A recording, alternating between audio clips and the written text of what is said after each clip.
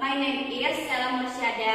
In this presentation, I will discuss several important points such as strategies, goal strategies to be achieved, and strategies that will be implemented to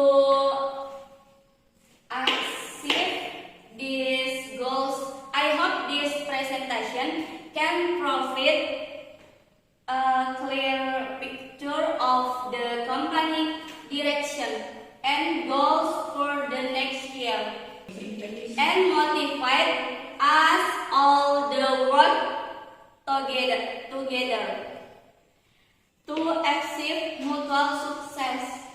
Objective: increase market share, increase profitability, increase customers satisfaction. Target: launching new product, entering new markets, improve operational efficiency, improve the quality of product and service. Strategy: develop an innovative new product, expand marketing reach, improve customer service.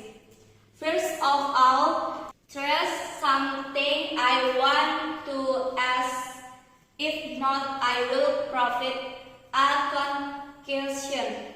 To close today's presentation, next year is an important year for all companies. We have many opportunities to grow and develop, but there are also several challenges to face.